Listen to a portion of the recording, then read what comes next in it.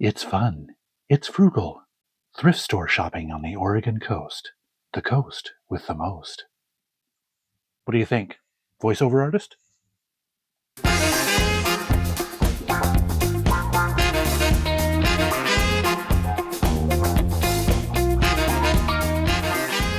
Greetings, one and all, and welcome once again to Tom's Hit Parade. By the way, I invite you to hit that subscribe button, give me a thumbs up if you like what you see, share this video with your friends, and leave me your thoughts down in the comment section. That would be awesome.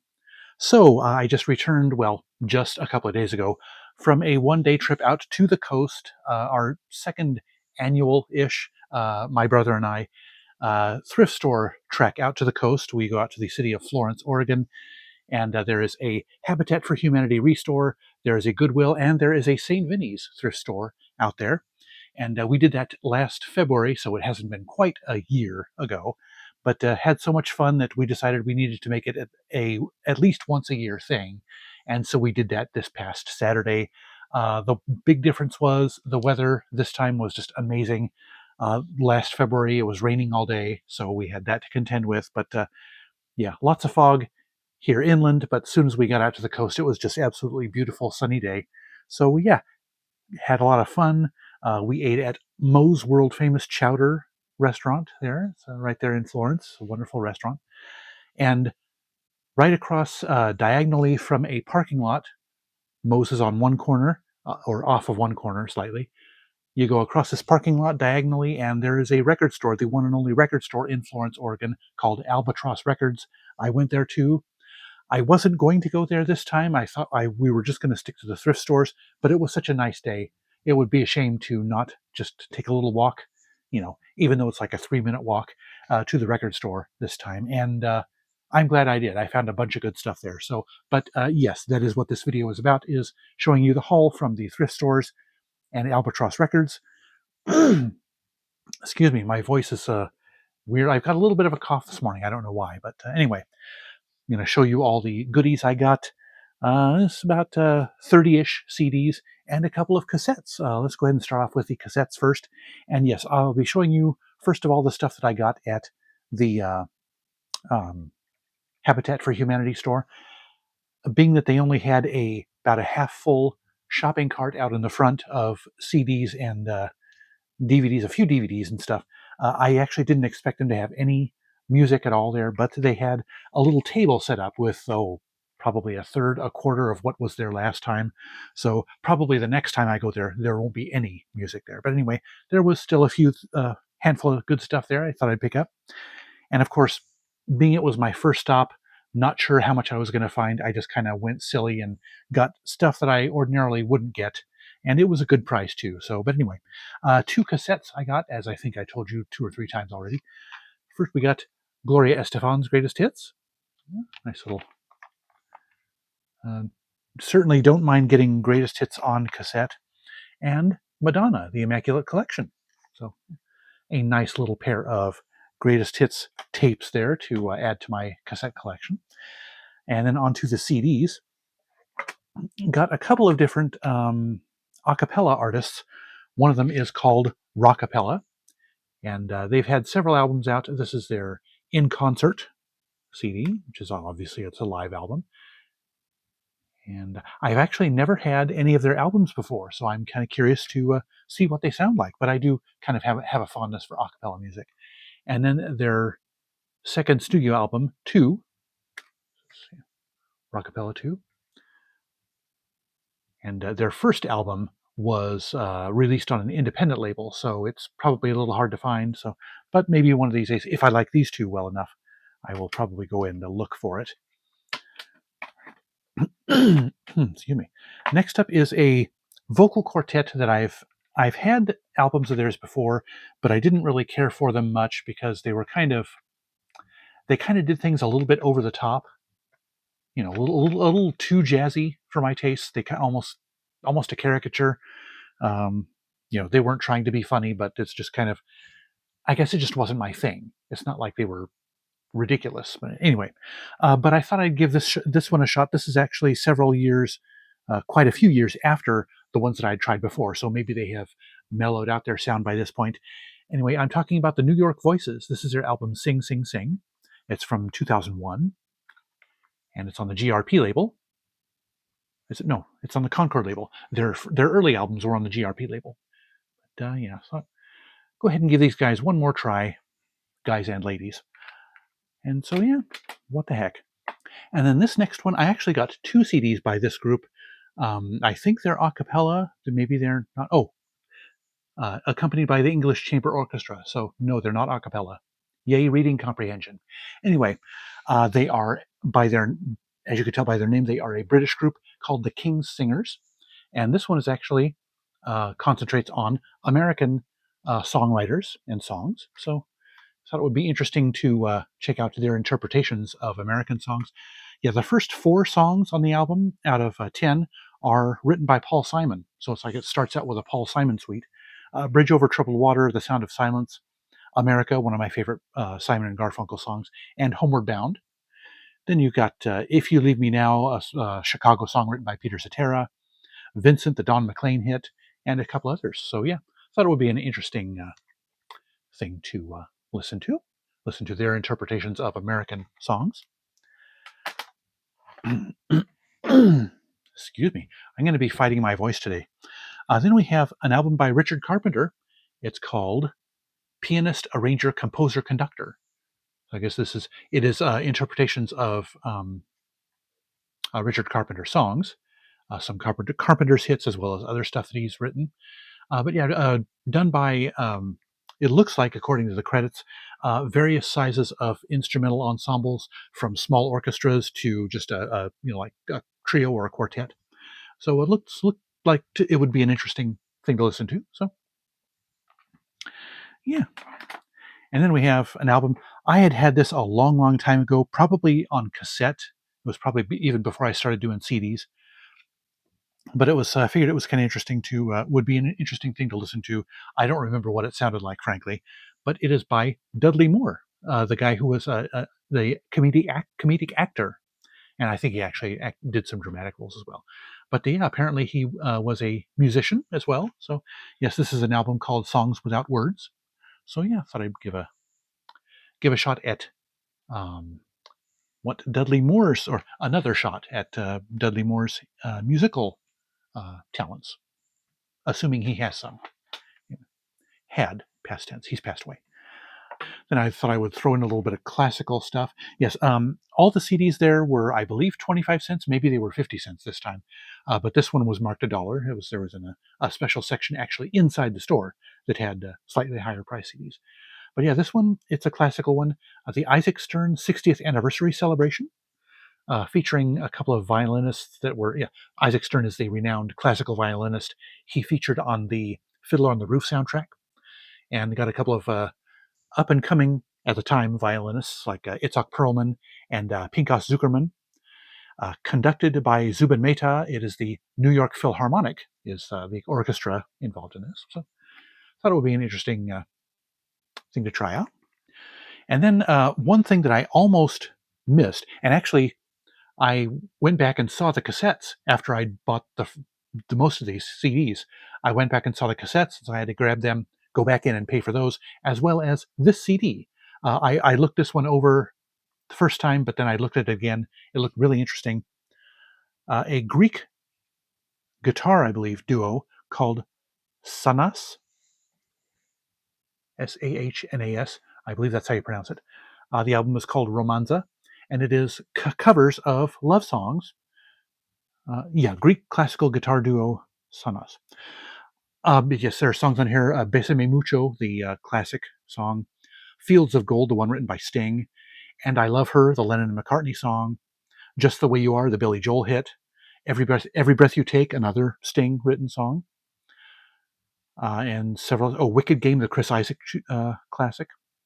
So yeah, I figured it would be an interesting thing to check out. And we'll see if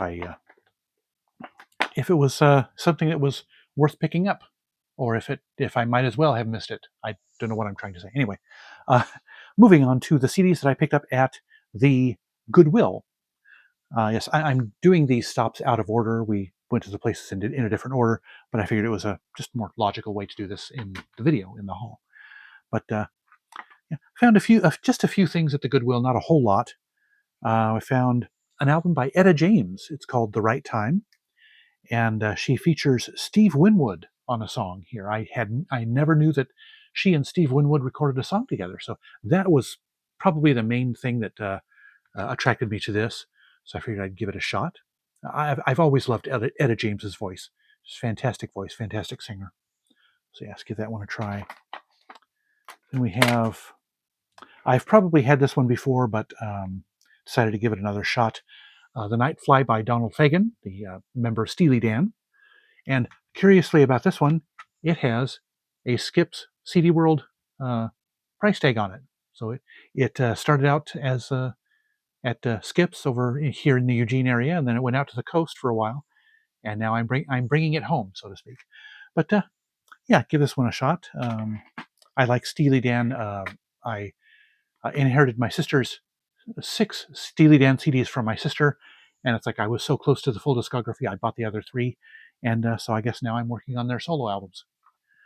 And then here we have one that it just looked interesting, looked curious. An album by Liza Minnelli. Not a huge Liza Minnelli fan, but the title of this album was a little interesting. It's called Results. I guess there are stranger album titles out there. I would assume so. But yeah, I do like Liza Minnelli's voice. She has a fantastic singing voice, so give it a shot. And then I have been slowly but surely building my Mandy Patinkin CD collection. I've got 3 or 4 of his albums so far, and now I'm adding another one to the mix. This one is called Oscar and Steve, and the front doesn't have the title, but the back does. And so obviously it is a collection of songs written by Oscar Hammerstein and Stephen Sondheim. So did not like his voice at first. It's a little bit of a high register than I typically like in male voices, but I've grown to appreciate him and like him and respect him. So yeah, should be a fun album to listen to. Then we have this one. I had never heard of this artist. Her name is Anne Hampton Calloway, and they had her first 2 albums here. This is self-titled. It just looked interesting. Figured I'd go ahead and give it a shot. That's her first album, and then Bring Back Romance. That's her second album. And I looked her up to see who she was, if she'd done anything famous. And I guess her big claim to fame is she sang the theme song for the sitcom The Nanny. So it's like, why not give her a shot? Yes, I don't need very huge excuses to pick up and check out CDs. I have to admit. But then this one is another artist that I got 2 CDs by. He is a flautist, jazz flautist, and yeah, the flute is not what you would think of as a standard lead instrument in jazz. Usually you think of guitar or saxophone or something like that. But yes, he plays the flute. Dave Valentine, this is his album Musical Portraits. That one. And they also had his album Red Sun. So yeah, go ahead and give Dave Valentine a shot. And this one leads off with a little help from my friends, the Joe Cocker song. And Locomotion, I don't know if that is the that classic pop hit, or I can't imagine that being done on jazz flute. Yeah, it can't be a cover version of that song. Anyway, who knows? Maybe it is. Anyway, next stop was the St. Vinnie's store, and didn't find quite as many, or at least I didn't find as many as I was expecting to find on this stop as I did last time. Of course, last time was my first time there, and I was very pleasantly surprised at the size of their CD collection, their CD selection. It was pretty big. As I mentioned before, it is just as big as, if not a little bigger than, the largest CD selection at any of the stores here in the Eugene Springfield area. So if you're heading out to the coast, if you live in this area, heading out to the coast, check out the St. Vinnie's. First off, we have, and I got this guy's sophomore album, I think, in a not too long ago trip to a St. Vinnie's. Tevin Campbell, R&B singer from the early 90s.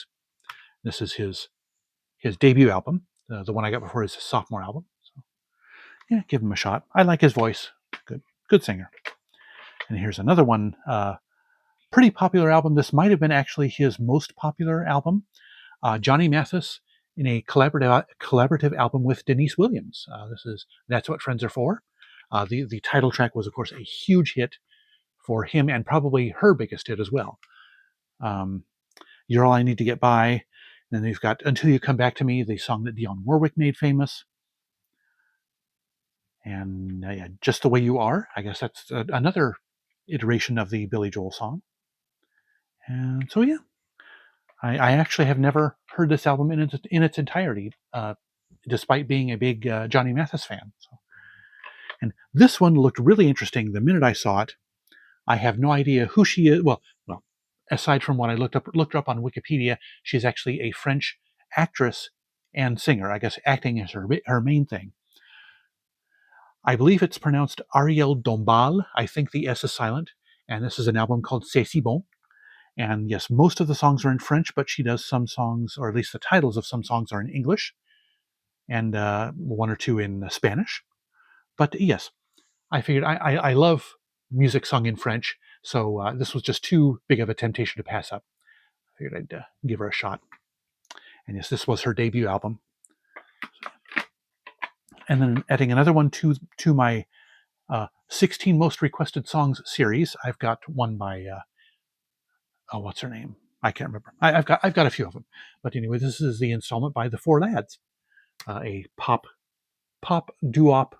I think they were doo-wop group back in the 40s and 50s and 60s, somewhere around there. But yeah, a lot of good stuff on here. Istanbul, Not Constantinople, which has become arguably a bigger hit from the They Might Be Giants cover of it. That's the cover that they did about 15 or 20 years ago. The Mockingbird, Standing on the Corner, which was actually in a CD in a previous haul of mine, I think. Time After Time, Love Is a Many Splendored Thing. Yeah, figured I would have fun listening to that one. Then we have some more old-timey songs. This is a Billboard collection, Pop Memories, 1940 to 1944. I didn't realize until I saw this on the shelf that the Billboard series went back that far. I thought they started in the 50s. But yeah, I figure a nice little collection of early pop songs to listen to. Should be fun and enjoyable to listen to. Then a little bit more jazz here. This was an interesting looking album. I never heard of this guy before. Morten Gunnar Larsen is a pianist, and this is an album called Fingerbreaker, which is, as the subtitle says, classics of ragtime and early jazz piano. So yes, songs written by Jelly Roll Morton, Scott Joplin, Willie the Lion Smith, James Scott, Eubie Blake, and Joseph Lamb. So yeah, I do like some jazzy-ish piano. So, and of course, I've got all of Scott Joplin's stuff. I've got a box set of his complete recordings, and so it'd be fun to have. Yes, Jelly Roll Morton, not Jelly Roll. Two different guys. Then the last two CDs I got from the St. Vinnie's were a pair. I knew that this first one existed. I think I actually had picked it up a long time ago. Didn't care much for it at the time, but I didn't realize there was a sequel. This is Party, Music That Cooks. This is a compilation produced by Chip Davis, who is the mastermind behind Mannheim Steamroller. And so as a result, this is on the American Gramophone label, the Mannheim Steamrollers label. But yes, got a bunch of songs. The first songs of Mike Post's that I have that are not soundtrack related, like TV themes or anything like that. So I figured one of the big reasons I got these was to give a shot at the stuff that Mike Post does that is not TV or film related. So, but yes, this is a compilation of all sorts of different artists: Checkfield, Jeff Jenkins, Roxanne Layton and John Archer, Ron Cooley, Mike Post. Chip Davis does his own contributions to here. Jackson Berkeley, or Jackson Berkey, excuse me. So yes, that is Party, and then we have Party 2, another volume, the same kind of idea. This was done a few years later, and it has pretty much the same artists. So yeah, figured that would be fun to listen to. I've become fond of Mannheim Steamroller stuff, and actually, I showed in my last haul I had gotten Fresh Air volumes 1 through 4. On this trip, I found Fresh Air volume 5. So there we go. Slowly expanding my Mannheim Steamroller collection. And now, let me take a drink here. Yes, my throat's gonna. I hope the cough that I've got today is not indicative of something that I'm coming down with. But anyway, As I mentioned at the beginning, we weren't going to stop at Albatross Records, but I'm so glad I did because I found another great selection of stuff. Now, he doesn't have a lot of CDs. The store is like 90% vinyl, but he has 300 CDs, maybe somewhere between 300 and 400 CDs, but it is a very well curated selection. I see a lot of stuff there on the last trip and this trip that I almost never see at any other store. So it's worth going in there. He doesn't have a huge selection, but it's an interesting selection. Starting off with a Christmas holiday CD. Yes, actually shopping on a little day trip at, shopping for fun before Christmas. So I'm actually able to enjoy actually looking at holiday CDs instead of going there, like right after the holiday season when I don't have no interest in Christmas music. But yes, this one, a Brian Setzer compilation of, he did like 3 or 4 holiday CDs with the Brian Setzer Orchestra. This is a compilation of the greatest hits from them. So I figured that would be fun to listen to. And it actually has a concert DVD with it. So even more of a value there. And yeah, $3. All of his holiday CDs, even though the holidays weren't over yet, he had them at a nice little discount there. So.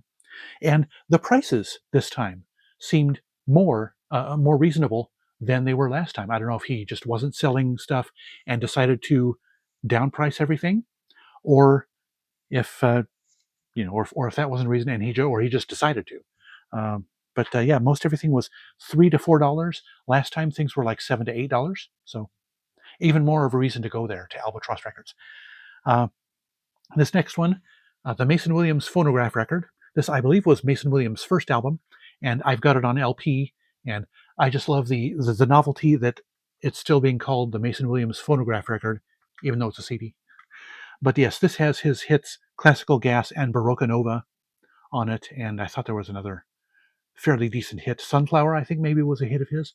But yes, I really enjoy having the LP, so I figured it'd be nice to have the CD as well. And then I found a handful of pretty darn good soundtracks. He has a good soundtrack selection, even though it's smaller than any other store's soundtrack collection. He had some beauties there.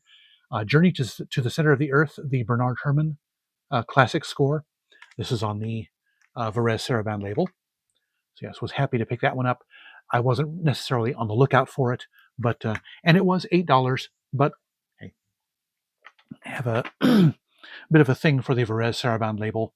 Plus, in relation to how inexpensive everything else was that I'm still about to show you, it was worth $8 to pick that one up. And a couple of Star Wars soundtracks that I was actually missing. Yes, I was missing Star Wars soundtracks. Although these aren't actually John Williams Star Wars, but still, I was hoping to have these eventually at some point. Rogue One by Michael Giacchino. Was very happy to pick this one up. Was hoping to get that one. And Solo. Yes, the original 1-disc version. Entrada put out a 2-disc expanded set a couple of years ago, but I'm not that fond of the score to get that. But yes, this one is by John Powell, but John Williams wrote a new theme for the soundtrack. So yes, I am adding a little bit to my John Williams collection with this one. So yes, was very happy to pick these 2 soundtracks up, and these were $4 a piece. And then on to some rock and pop stuff. Here we have the best of Nicolette Larson, the very best of Nicolette Larson. Yes, Lotta Love was her big hit from the late 70s, I believe. And I've got her debut album, which has that song, on vinyl. But I figured it would be nice to pick up a collection of her stuff on CD. Maybe some really good hits in there that I am not aware of. So, yeah, was happy to pick that one up. Then we have, you might remember an album of by this pair that was in my 2015 backtracks. So I enjoyed it enough that I was on the lookout for more of their album. Actually, this was the only other album that they did together. But it was there at Albatross Records. Edie Brickell and Steve Martin with Love Has Come For You. So, yeah, very happy to pick that one up. $5. And it was an excellent condition, as you can see by the slipcase. Very good condition. Now, this one, as I recall, I'm going to have to look up on Discogs. I didn't bother to do so yet, but I thought these were very expensive and very hard to find, very sought after. But here he had all 3 volumes of this there for $5 each, And I found the first volume, you might recall, in my Portland trip. I showed it in my Portland haul, but I decided to, since it's a matching set in Digipacks, even though I'm not crazy about Digipacks, I decided to pick it up just so that it would be a matching set. But under the covers, the series by Matthew Sweet and Susanna Hoffs, they had Volume 1, a set of cover songs. And actually, I haven't even listened to the Volume 1 that I picked up a couple months ago yet. But I know it's going to be great. Volume 2, and yes, as I understand it, last I checked, the higher up volumes, the subsequent volumes are pretty pricey on Discogs. But maybe that has changed, I don't know. And Volume 3. So I don't know if there were subsequent further volumes in the series, but I was very happy, needless to say, to pick up all 3 volumes, or at least all 3 of the first volumes, for just $5 a piece at Albatross Records. Again, if you're anywhere near Florence, Oregon, check out Albatross Records. Their hours are very, very weird. Actually, during the winter, I believe he's only open on Fridays and Saturdays. So yeah, just check the hours before you make the trip out there. They are closed more often than they are open, but it's worth a trip if you can time it right. You've got to check out Albatross Records. The owner is a really nice guy, and it's a nice. It's a perfectly sized store for the amount of stuff he has. Not an enormous collection, but a really good selection of vinyl, I've got to say. But anyway, I could go on about Albatross Records, but suffice to say, I think every time we go out there, I'm going to have to stop there. Who knows what great, wonderful CDs they're going to have the next time I'm there. But anyway, that'll do it for this video. Be sure to like it if you liked it. And before you go, drop me some feedback in the comments section. I would love to know what you think. Don't forget to subscribe, hit the bell icon to catch my future videos, hit my username to browse my old videos. Links to my socials and favorite fellow YouTubers are in the description below.